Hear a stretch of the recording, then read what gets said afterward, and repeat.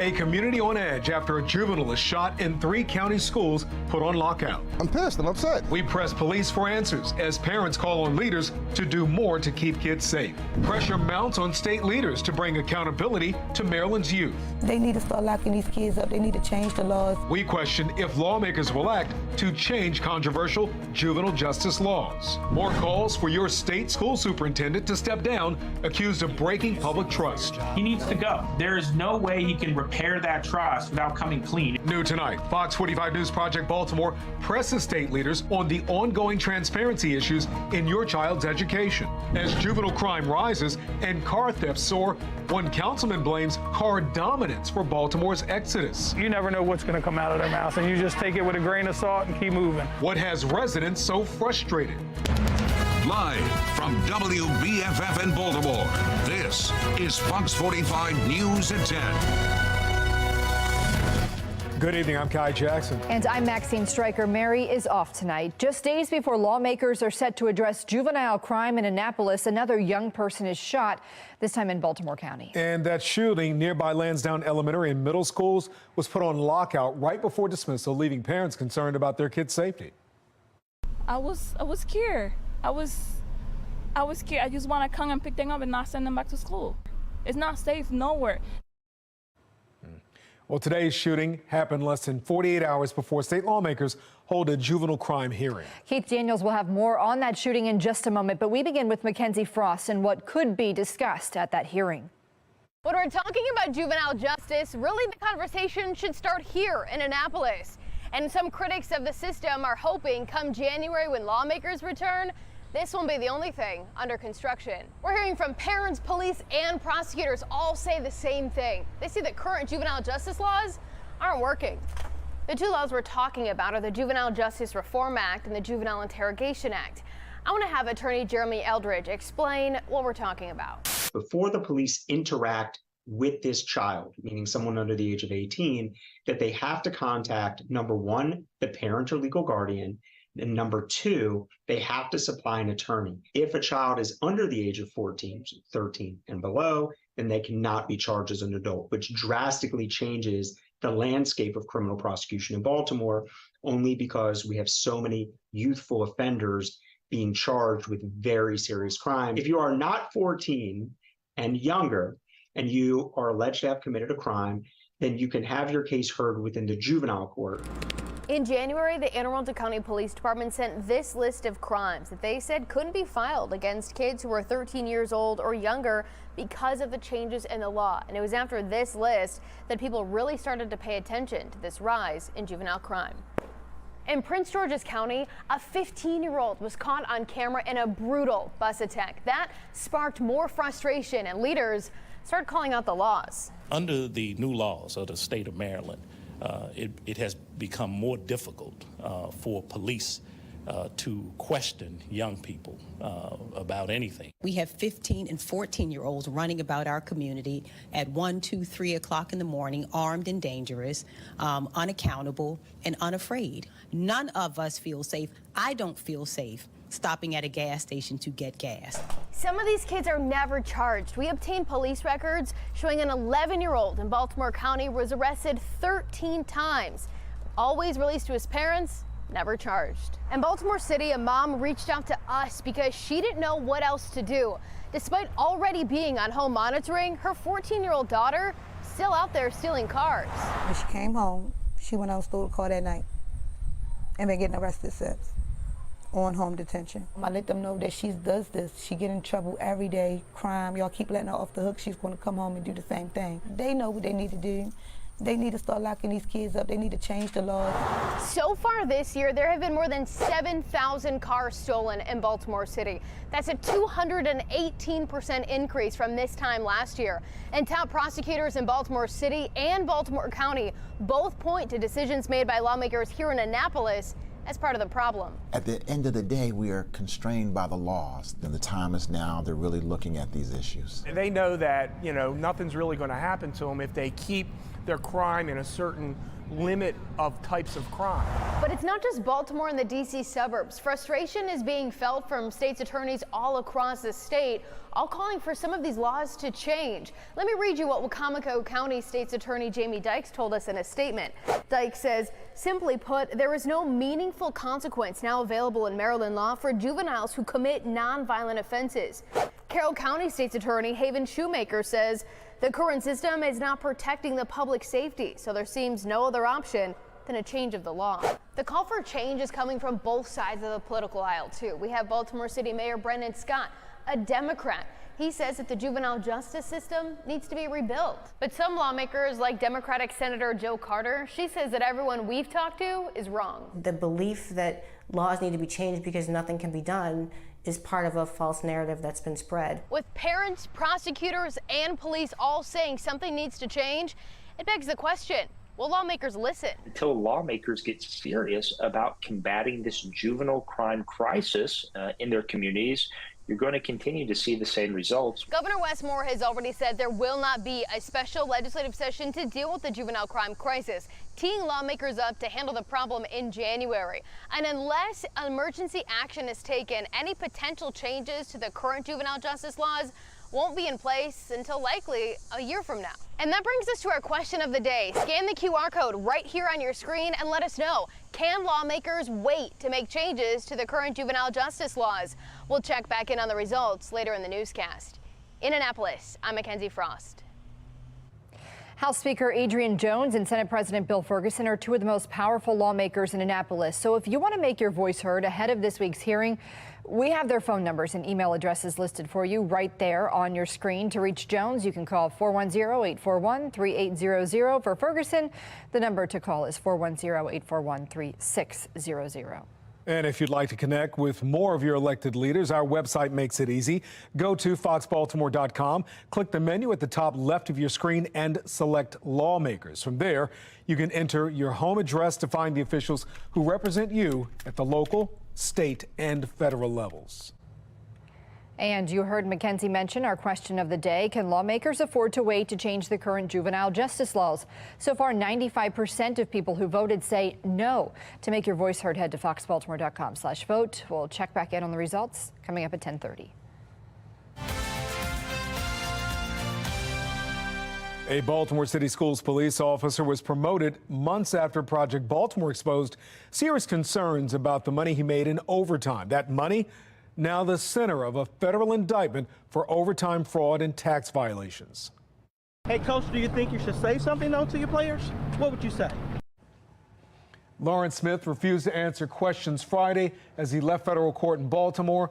A Baltimore City Schools detective and Dunbar High School football coach, he's accused of fraudulently obtaining more than $215,000 in overtime.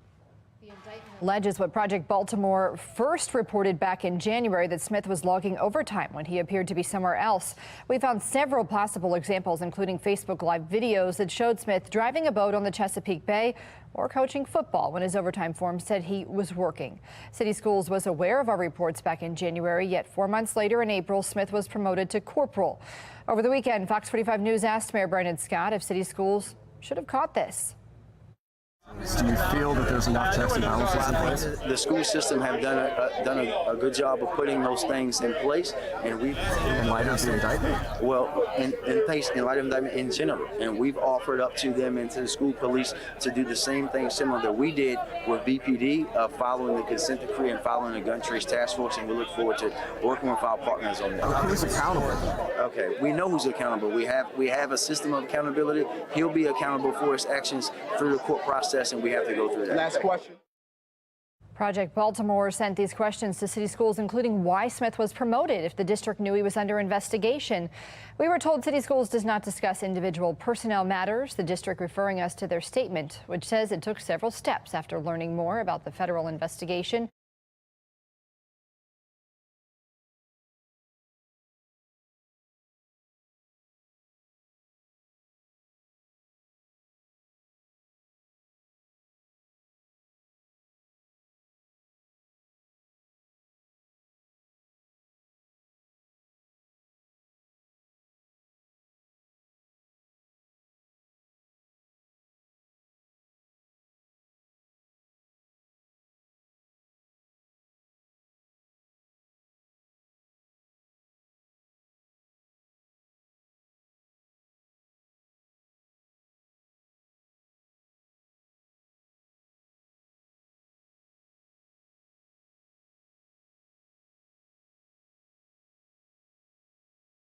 they should have never had access to firearms. And I don't want to hear nothing about gun control. Gun control is irrelevant. Gun control is stupid, the way they have it set up in Maryland. Criminals are going to break the law regardless. So they don't care about your laws. Stay with Fox 45 News. We'll have a full report on the shooting coming up at 11. And tonight, renewed calls for the Maryland State Superintendent of Schools to resign, with some saying that Mohammed Chaudhry has betrayed the public trust. As Project Baltimore's Chris Papst explains, this comes after Fox 45 exposed how the superintendent used an encrypted messaging app to conduct state business when he said he didn't. When Project Baltimore spoke with Sean Kennedy from the Maryland Public Policy Institute back in May, he said this. I see this as an unfolding scandal where the superintendent's going to have to resign. It's just a matter of when. Now, 4 months later, there cannot continue to be scandal after scandal after scandal. He stands by that prediction. The drip, drip, drip has become a downpour, and the State Board of Education is going to be forced to act. But Kennedy isn't waiting for the state board. He's taking his own actions. Mr. Superintendent, have you ever used the Signal application in commission of your job? I have no comment. Thank you much. Appreciate it. For my job? Well, last week, Project Baltimore first showed you these screenshots of messages sent by State Superintendent of Schools, Mohammed Chaudhry, to high-ranking officials at the Maryland State Department of Education. They were sent through an encrypted messaging app called Signal, which allows users to set a timer to automatically delete messages. These messages about state business were sent from Chaudhry's personal cell phone. That is why Kennedy sent this letter, asking the Inspector General for Education, Rick Henry, to open an investigation into the state superintendent. That he won't come clean is very revealing of his character. He'd rather cover it up, lie about it, and try to move on than tell the truth. In the letter, Kennedy cites Project Baltimore's reporting over the past month, exposing how the superintendent used Signal to discuss government policy and vendor contract decisions, how Chaudhry used a secondary undisclosed email to engage in state business, and how his state-issued cell phone was set to auto-delete text messages after 30 days.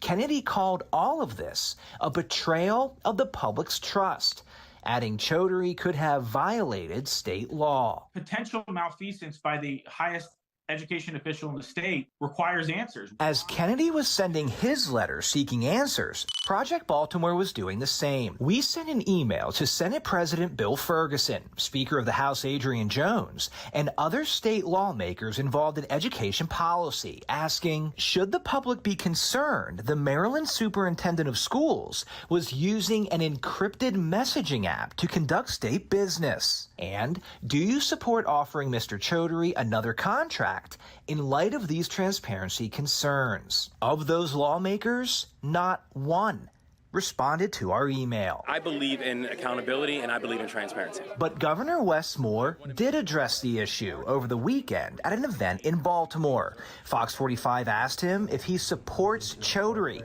receiving a new contract. Part of the challenge is that that we have with the structure is that the governor doesn't decide that. I want transparency, I want accountability, and I want a superintendent that believes in it and can deliver it. The results we're seeing right now are not satisfactory results, and I demand better, and we need to make sure that we're getting better results for our kids. As well as the superintendent's contract expires in June 2024. The State Board of Education is set to vote this month on offering him a new contract. That vote was supposed to happen in July. It's been delayed 2 months amid these serious concerns over trust and transparency. The public and taxpayers in the state of Maryland are owed the truth. The IG of Education confirmed to Project Baltimore he received Kennedy's letter, but will not confirm or deny the existence of an investigation into the state superintendent, Mohammed Chaudhry. He needs to go. There is no way he can repair that trust without coming clean, and he's shown no evidence that he has any interest in doing so.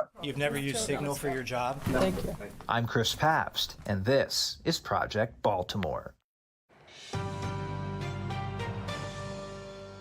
City contracts being called into question as an educational vendor, Temple X Schools, is claiming that Baltimore City Schools owes them tens of thousands of dollars in unpaid bills.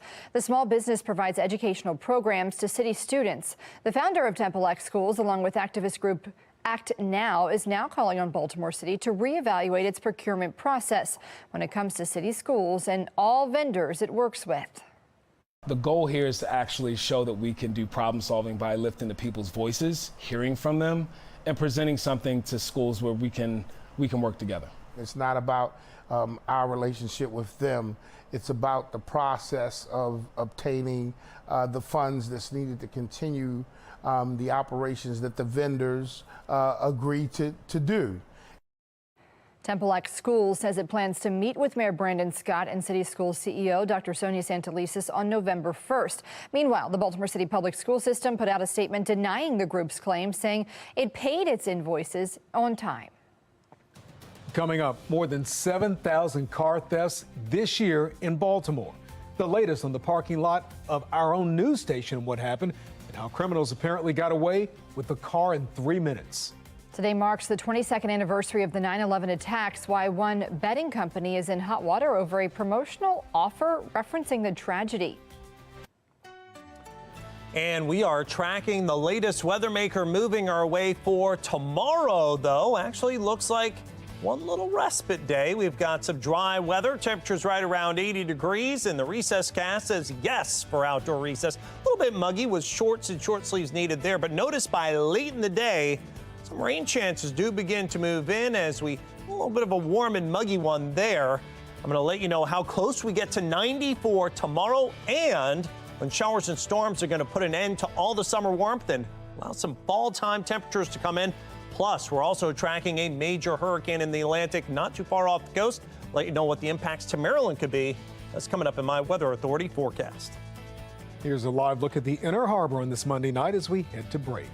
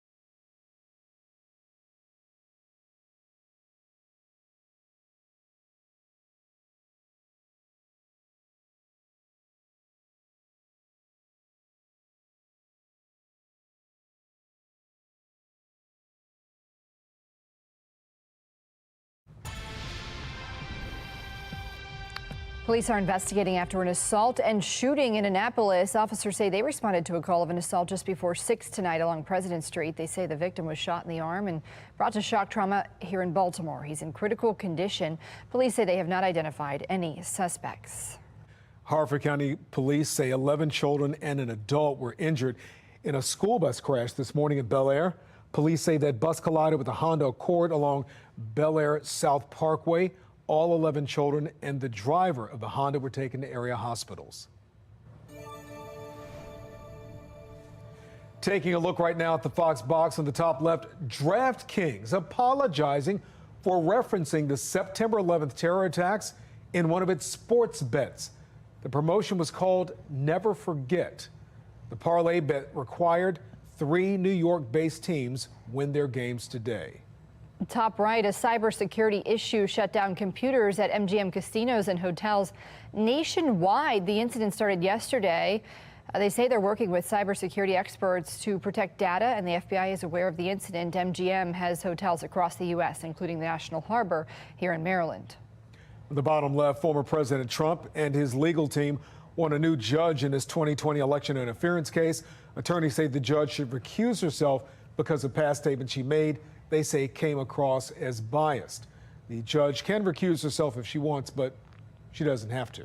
Bottom right, the U.S. is one step closer to the release of 5 American citizens detained in Iran. They could be freed from house arrest as soon as next week. The Biden administration issued a blanket waiver for international banks to transfer $6 billion in frozen Iranian money without fear of U.S. sanctions. Republicans describe it as a ransom payment.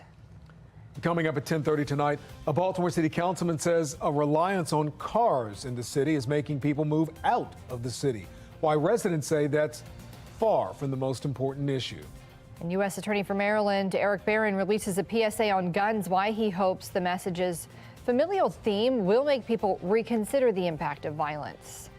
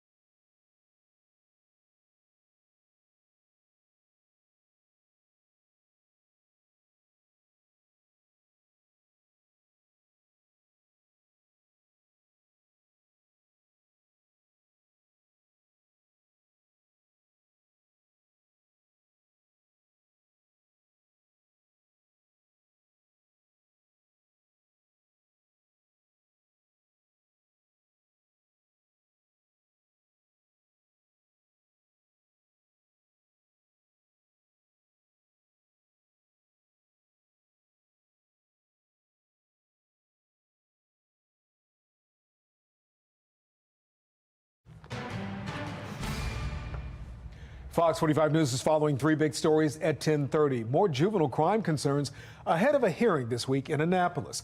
Fox 45 News takes a closer look at crimes committed by young people this summer as we press lawmakers for solutions. U.S. Attorney for Maryland Eric Barron launching a PSA to combat gun violence. How he hopes the emotional message will make people think twice before pulling the trigger.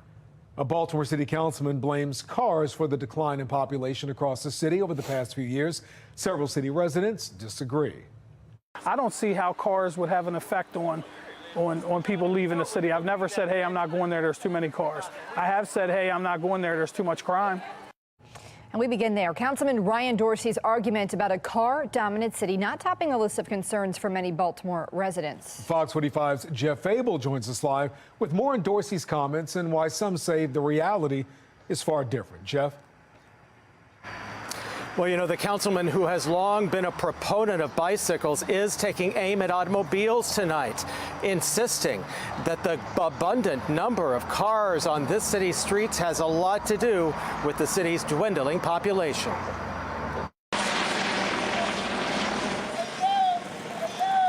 It's dinner time in Brooklyn. And there's a familiar sound in the air. They broke into our house twice in the same day. As police search for the latest suspect, residents here complain this is no place to call home. I'm from Glen Burnie. If I had the money to get a house back out there, I would go back out there. In fact, Baltimore has lost almost 6% of its residents over the past decade. Its population is now the lowest it's been in more than a century. And today, one city leader didn't blame crime for the exodus, but cars. Councilman Ryan Dorsey posted on social media that our population loss is directly aligned with the trajectory of car dominance and the city's investment to cater and shift to car dominance. You cannot properly understand or effectively address population loss without directly confronting car dominance. I don't see how cars would have an effect on people leaving the city. I've never said, hey, I'm not going there, there's too many cars. I have said, hey, I'm not going there, there's too much crime. And that's exactly what people say about Baltimore City. In fact, of the top 5 big cities recently named as the most car dependent in the United States, all of them have actually seen their populations grow, not decline, according to the most recent census. Population doing what they want to do, say this and that, come to office, say they're going to do this and that, and never. It's a game. That's a game. For longtime businessman John Sachs, it's not cars but crime that's taking the heaviest toll on the city's shrinking population. I believe that people will leave the city at enormous rates until we figure out how to stop all the lawlessness that's going on in the city. That doesn't even make sense about the cars. Like, for me, like, it's just like we just need help out here. Baltimore really needs help. You may remember that same councilman back in March proposed a citywide ban on gas-powered leaf blowers. That proposal has yet to be approved. We're live tonight. Jeff Abel, Fox 45 News. Jeff, thank you. Baltimore police say a 19-year-old was shot on South Broadway in Fells Point. It happened around 7:15. Police say the teen was taken to a local hospital. Anyone with information is asked to call city police or Metro Crime Stoppers. There was a large police presence just this afternoon near Roosevelt Skate Park in North Baltimore. Fox 45 cameras were rolling when police made an arrest. Police say they responded to a call for gunshots. BPD is calling the incident an aggravated assault. They say the victim was not hurt and the suspect returned to the scene where they were taken into custody. U.S. Attorney for Maryland Eric Barron is launching a public service announcement to raise awareness about the impact of gun violence. That message centers around a brother visiting his younger sister at a school, telling her he won't be home. And he implied that he's become the victim of gun violence. Take a look. Hey, Tosh. I'm not gonna be home, all right?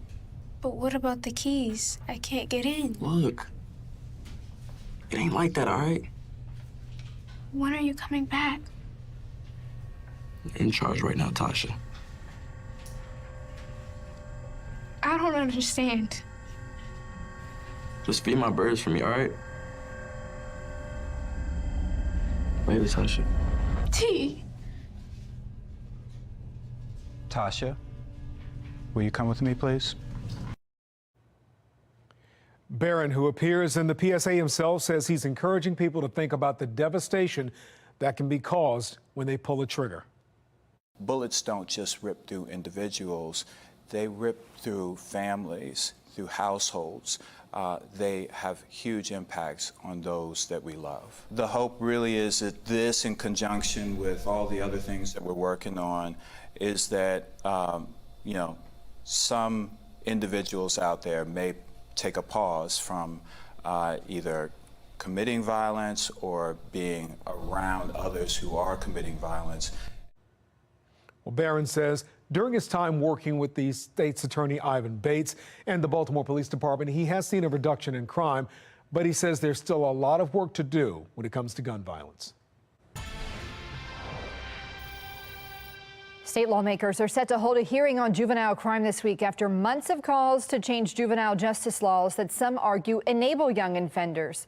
This is not a special session, and the General Assembly can't change any laws or create new ones. Tonight, we're taking a look back at some of the incidents that sparked the calls for change. This summer, juvenile crime and violence soared in the Baltimore region, despite seeing some reductions in fatal and non-fatal shootings. At the start of summer, a 14 and 16-year-old were shot during a flash mob in Baltimore's Inner Harbor the Sunday during Memorial Day weekend. In response, Baltimore Mayor Brandon Scott announced the reinstatement of the city's youth curfew. We're seeing this trend of young people who are the ones that are losing their lives or becoming victims of gun violence. These simple, senseless acts of violence in our city have to stop. Weeks before, Fox 45 News reported on the arrest of two teens charged with murdering Canton T-Mobile store worker Fabian Sanchez Gonzalez. One of the teenage suspects arrested was under the supervision of the Department of Juvenile Services. Gonzalez's brother expressed joy in the arrest but demanded justice. And the tears of joy and pain, but we're glad. I'm glad to hear that there is a suspect and there's been an arrest made, because that's what we want. We want justice. Then, on July 2nd, shots erupted during the Brooklyn Day block party. 28 people were injured and 2 young people were killed, including 18-year-old Aaliyah Gonzalez. Fox 45 News spoke with her mother on her loss. I don't get to see her married. I don't get to see her starting a family. I don't get to see any of that. It's so hard for me to understand that at 18, that's it, no more. That's all you get. Baltimore police have arrested 4 suspects in connection to the Brooklyn Day mass shooting. Suspects are facing charges ranging from illegal gun possession to attempted murder. 2 suspects are 18, while the rest are underage. Police have not charged anyone yet with murder. I said, can I help you? And he said, do you own a Kia Sportage? And I said, yes, it's parked right there. And when I look around the corner, the car was gone. As part of a Fox 45 News exclusive, we obtained police reports that showed an 11-year-old was captured more than 17 times for stealing cars. Police released the boy to his mother each time he was arrested. The police reports say he was released due to the state's juvenile justice laws. There's nothing the law will allow us to do to hold them accountable, and they're doing whatever they want. If you have 11 or 12 contacts with the criminal justice system for the same exact offense. Fox 45 News spoke to state prosecutors throughout Maryland this summer. The prosecutors we talked to told Fox 45 News the state's juvenile laws are not allowing them to hold juveniles accountable. Despite some prosecutors calling for a special session, both Governor Wes Moore and the state legislature have refused to act. Then just last Friday, the start of the Labor Day weekend, sounds of multiple gunshots were captured on video outside Dunbar High School's Friday night football game. A 12-year-old boy was shot, according to authorities.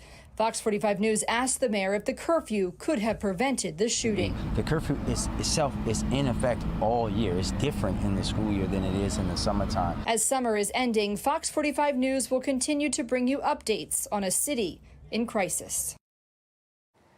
Well, let's check back in now on our question of the day. Can lawmakers afford to wait to change the current juvenile justice laws? So far, 94% of people who voted say no. You can make your voice heard by heading to foxbaltimore.com/vote. Fox 45 News will have extensive coverage of the juvenile justice meeting this Wednesday. Stay up to date on previous crime reporting right now at foxbaltimore.com. Well, the Randallstown NAACP joining calls to reevaluate juvenile crime laws impacting quality of life in Baltimore County, specifically a rise in car thefts. People think, well, this is a victimless crime. Well, tell that to Miss Lucia, whose Kia is sitting up, can't get fixed for the last 4 months, and she has to take an Uber to work. We understand the intent of some of those different laws that are on the books, but they're not working probably like they should. I think anytime you have prosecutors coming out saying there's an issue with a law, I think we have to take that, we have to really look at that. Well, it's not just juveniles who are accused of stealing cars. Baltimore City Police have reported more than 7,400 total car thefts this year, more than double what we saw through the first 8 months of last year. Now, one of those thefts happened around 1:30 this morning, right here in our Fox 45 parking lot.